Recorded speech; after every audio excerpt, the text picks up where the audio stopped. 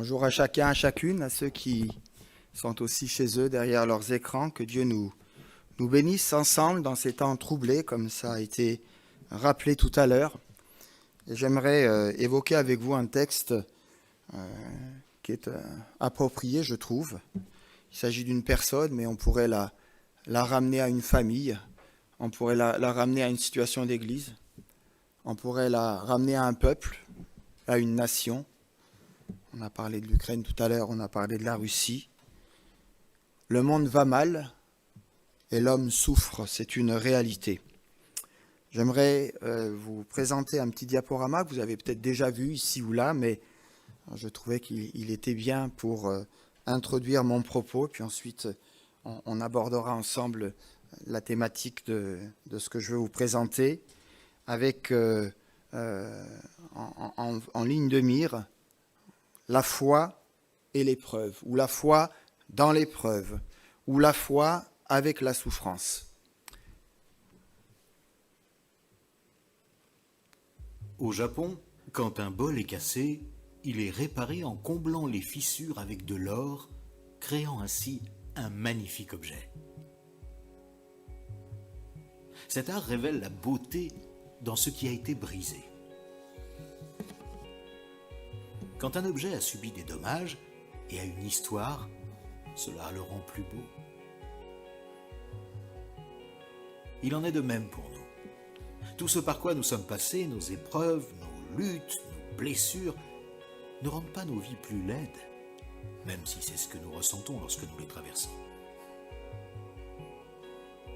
Nous pouvons choisir de laisser Dieu remplir ces failles avec de l'or et les rendre plus belles. Tu n'es pas irréparable. Il est possible d'apprendre de ces circonstances difficiles et devenir meilleur. Nous pouvons porter fièrement nos cicatrices, sans honte, car cela fait partie de notre histoire. Dieu donne du sens à chaque épreuve et peut utiliser nos blessures pour nous transformer et nous faire entrer dans notre véritable identité. C'est là la beauté de son œuvre.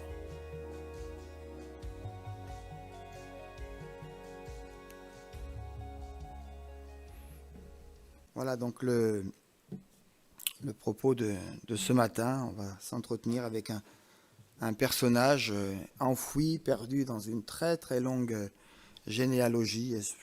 Il y aura une suite à ce message avec un titre: Vivre ma foi au milieu de mes souffrances, ou Vivre ma foi dans l'épreuve.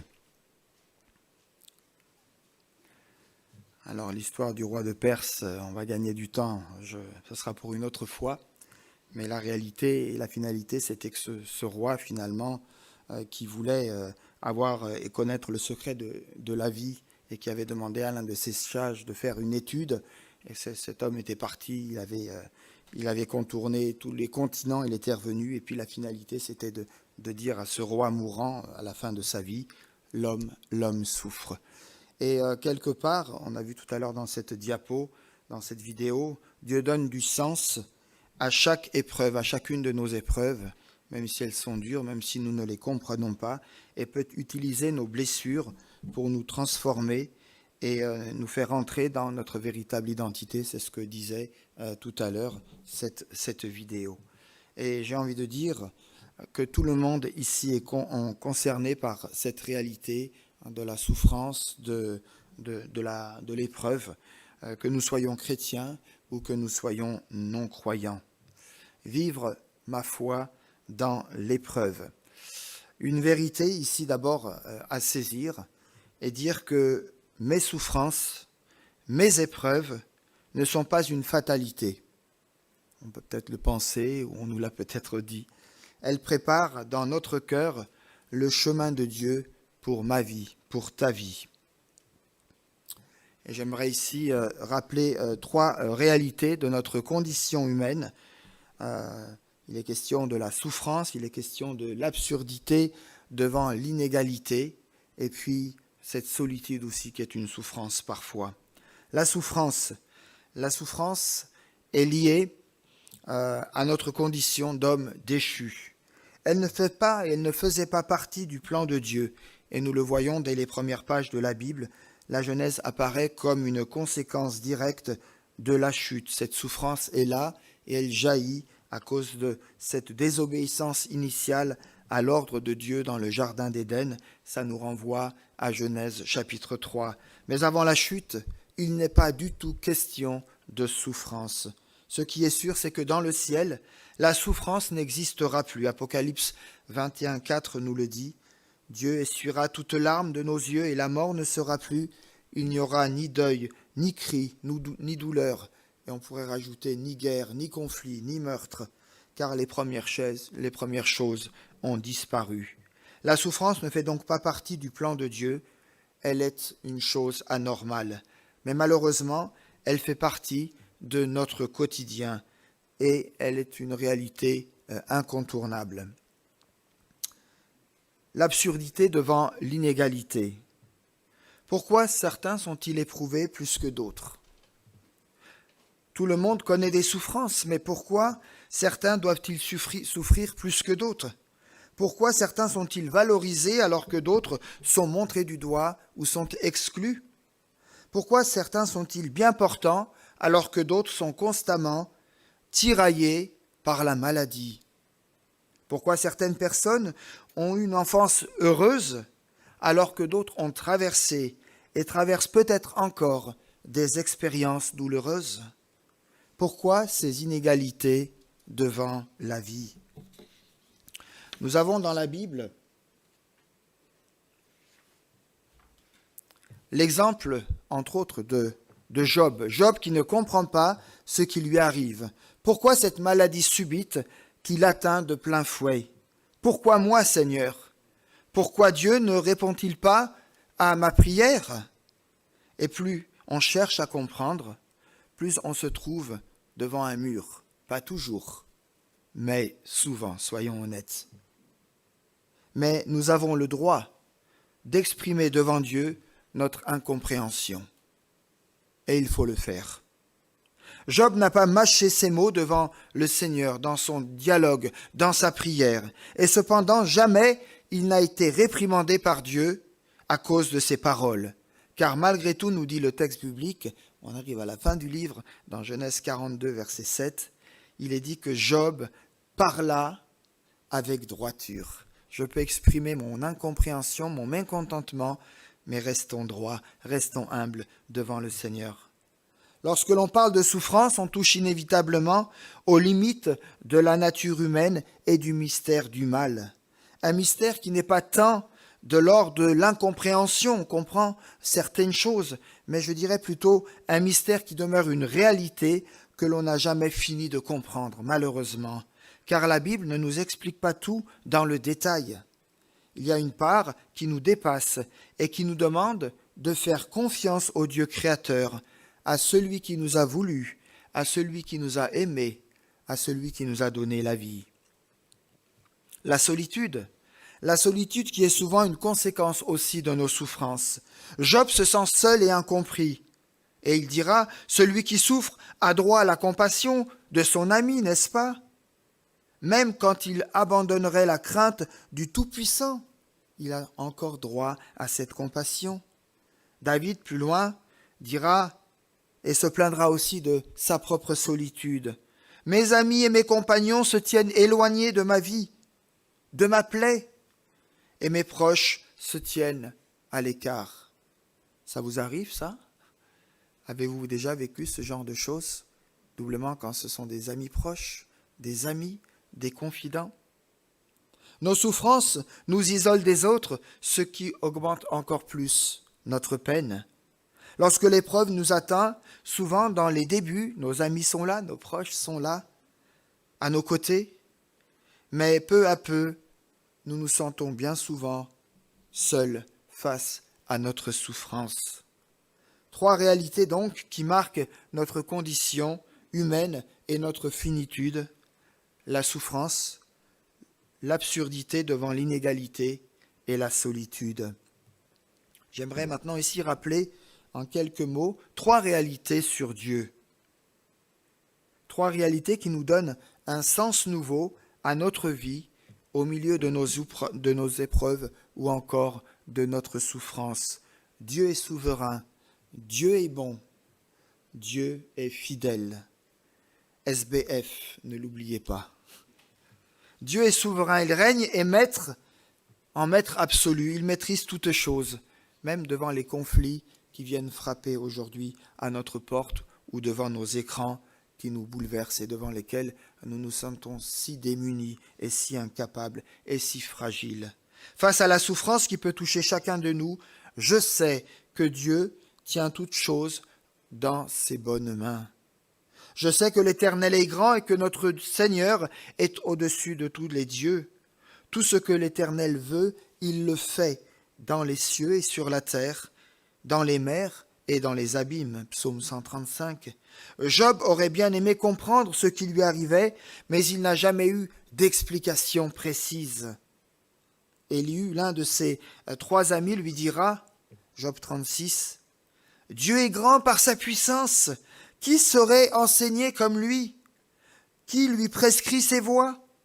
Qui ose lui dire, tu fais mal, tu fais bien? Dieu est grand, mais sa grandeur nous échappe.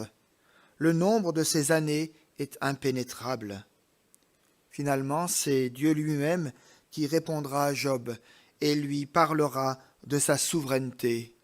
Et Job capitulera devant la divine grandeur en disant, « Seigneur, je reconnais que tu peux tout et que rien ne s'oppose à tes pensées. »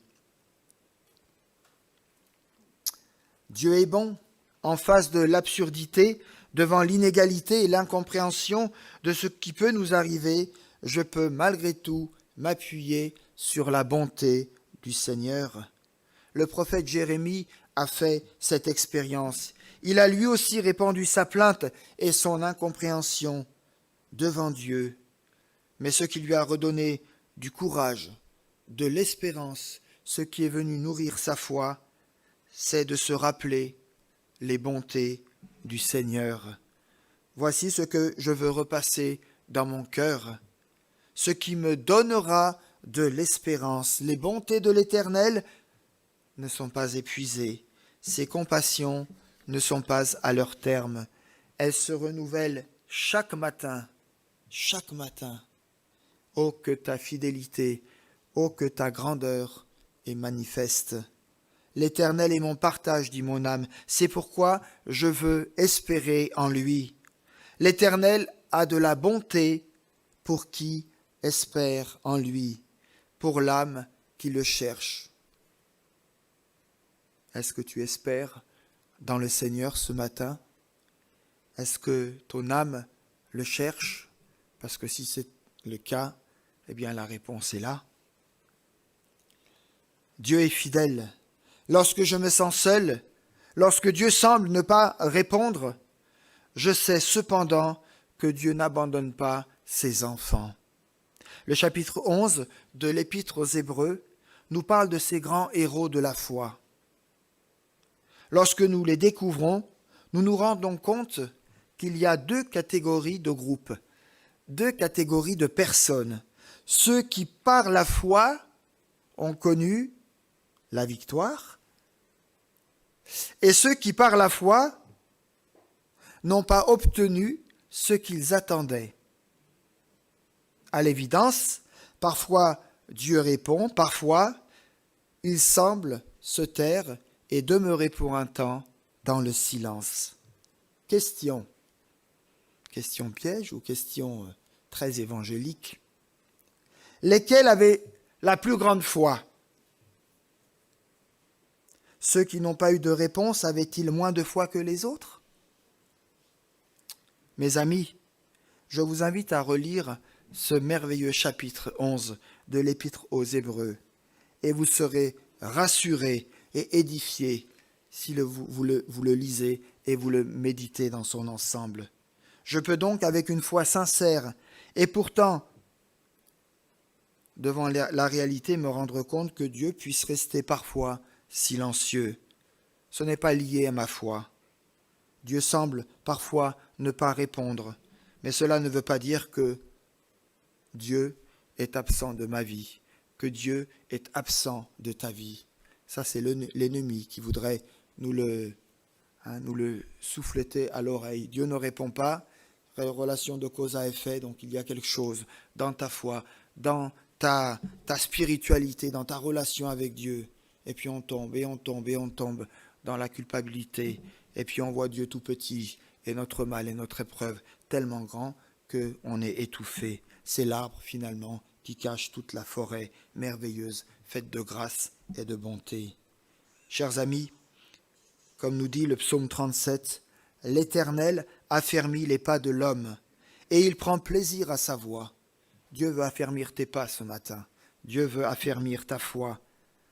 S'il tombe, il n'est pas terrassé, car l'Éternel lui prend la main. J'ai été jeune et j'ai vieilli. Alors je me sens encore jeune, mais je vais bientôt vieillir, ça c'est une réalité. Mais je n'ai pas vu le juste abandonné ou être abandonné, car l'Éternel aime la justice. Il n'abandonne pas ses fidèles. Ils sont toujours sous sa garde. Vous êtes sous la garde, sous le contrôle de Dieu. Et quel contrôle?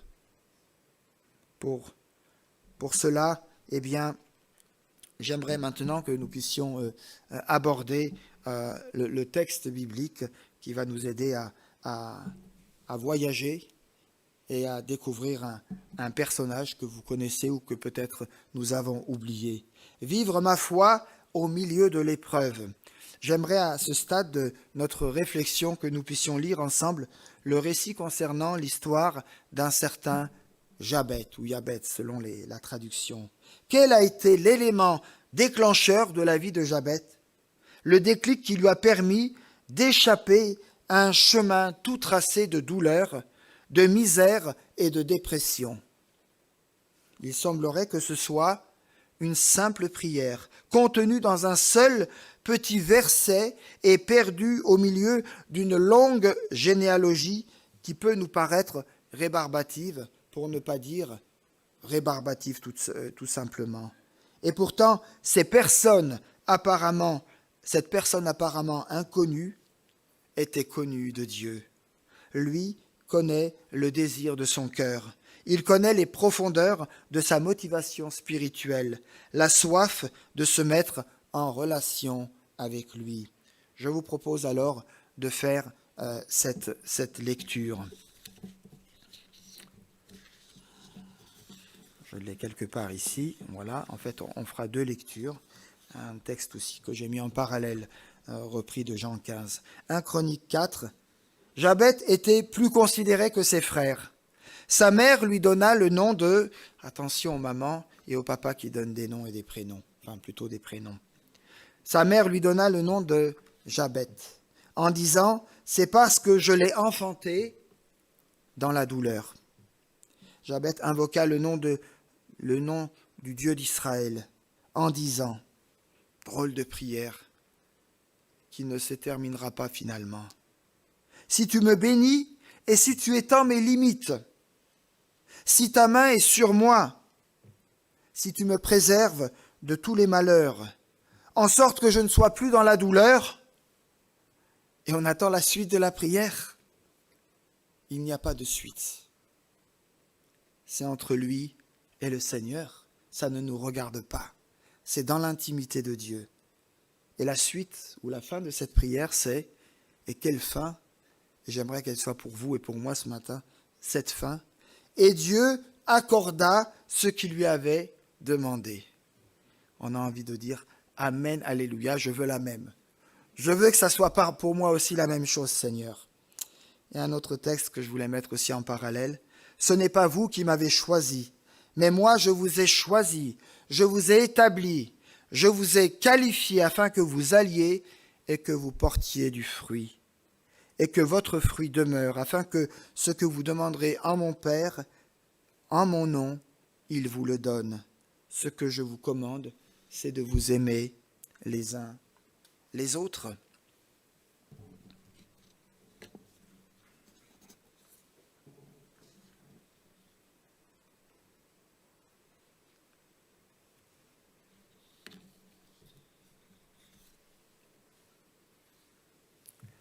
Qui était Jabet? Jabet a un nom difficile à porter. Aujourd'hui, si vous payez un petit peu, l'État est prêt à vous changer votre nom. Mais à l'époque, je ne sais pas si c'était possible. Vous êtes satisfait avec votre prénom? C'est un poids ou c'est une réalité de votre identité et de la génération précédente dans laquelle vous poursuivez votre vie et puis après vous, il y aura d'autres enfants, petits-enfants. Pour lui, c'était un nom difficile à porter. La Bible ne révèle pas les motivations exactes de la mère de Jabet lorsqu'elle lui donna ce nom qui signifie « il cause de la douleur ». Vous êtes assis, moi je suis debout. Il cause de la douleur, littéralement, tu as été une souffrance pour moi. Bonjour le prénom. Elle craignait peut-être qu'on oublie son accouchement difficile et douloureux, qui sait. Pourtant, pour son fils Jabet, la douleur a dû devenir un peu plus pesant chaque jour, au fur et à mesure qu'il découvrit et qu'il découvrira la vraie signification de son nom ou de son prénom. Un homme appelé souffrance ou douleur ne pouvait être qu'évité ou redouté, ou peut-être même maudit, qui sait. Jabet lui-même était certainement accablé par son propre nom jusqu'au jour où il partagea sa peine avec Dieu et lui demanda d'intervenir dans sa vie.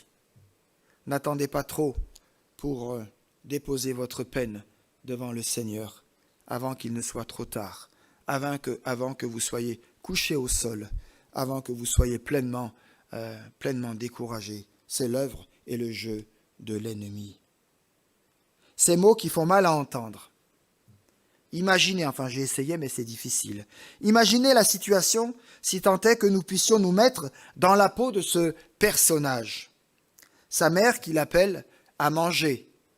Bon, je ne suis pas venu avec mon sac à dos, mais on aurait pu faire la suite avec le repas prévu pour l'excursion, selon le lieu, selon la hauteur, selon si on est seul ou si on est à plusieurs.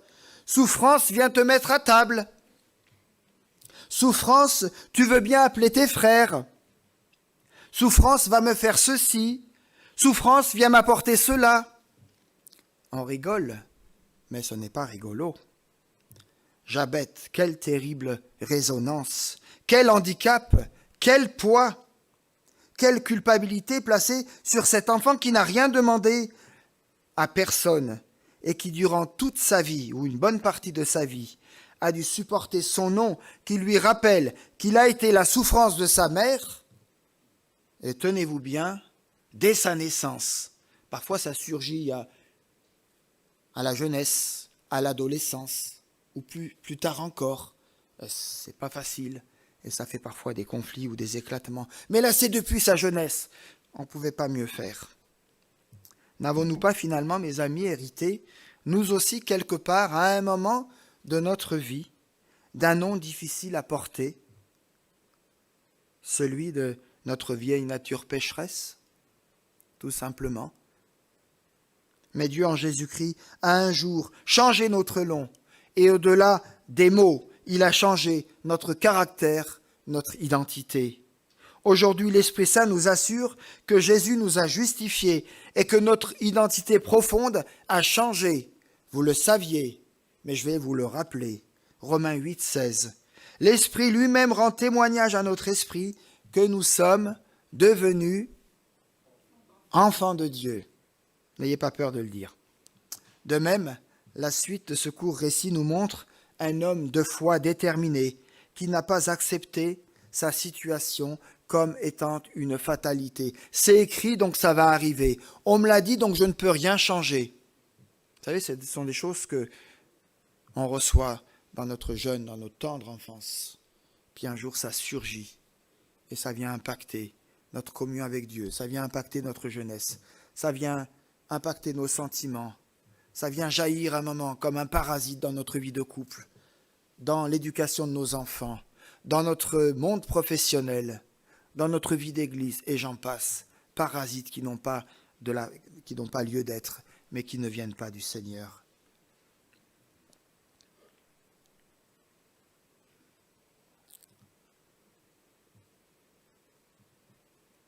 Jabet est un homme qui a surmonté son handicap. Jabet était plus considéré que ses frères, nous dit 1 Chronique 4, lesquels avaient sans doute reçu des noms plus honorables que le sien. Le mot utilisé dans l'original hébreu pour considérer, c'est le mot kabad. Et il a deux sens complètement opposés. L'un des sens veut dire être lourd, être pesant, être douloureux. Et l'autre, être riche, être honorable, être glorieux. Ici, dans notre récit, les deux sens sont tout à fait applicables. Quand la Bible dit « Jabet était plus considéré que ses frères », elle nous dit « Jabet était un homme le plus lourdement éprouvé. C'est lui qui portait le plus grand poids dans sa vie parmi ses frères. C'est lui qui supportait la plus grande souffrance. Mais aussi, c'est l'homme le plus honoré, le plus respecté, le plus glorieux parmi ses frères, celui qui a gagné la considération et le respect des autres. » Par la grâce de Dieu, Jabet a pu surmonter son handicap. Qu'en est-il, frères et sœurs, pour chacun d'entre vous ce matin? De quel poids aimeriez-vous être soulagé, libéré, délesté? De quelle blessure aimeriez-vous être guéri? Croyez-le de tout votre cœur. Dieu veut vous décharger de votre poids. Dieu veut changer votre handicap en gloire et en bénédiction. Quelle a été l'attitude de Jabet dans l'épreuve qu'il connaissait? Ce que nous apprend sa prière, c'est que Jabet est un homme de foi, un homme qui place sa confiance en Dieu, un homme qui tire sa force en Dieu, un homme qui a trouvé sa vraie identité dans sa relation à Dieu. C'est un homme aussi de prière, un homme qui prie mais qui n'impose rien à Dieu. La prière qui nous est rapportée commence par « ainsi » et s'arrête en plein milieu d'une phrase. Si tu me bénis, si tu étends mes limites, si ta main est avec moi, si tu me préserves du mal, si tu renfloues mon compte en banque, si tu fais changer ma voiture, si tu fais changer tel ou tel comportement dans ma famille, si tu me donnes un poste dans l'église, si... Non, mais ça, c'est pas dans le texte, hein, c'est moi qui... Vous l'avez compris. Mais quel est le sens de ceci? Et peut-être du si que vous auriez voulu vous rajouter dans votre propre prière. Ce n'est pas un si qui pose des conditions à Dieu, mais c'est un si qui veut dire « Seigneur, si tu penses que c'est possible de donner suite à ma prière, alors fais-le. Si c'est selon ta volonté, Seigneur, alors j'ose te demander, s'il te plaît, réponds-moi. »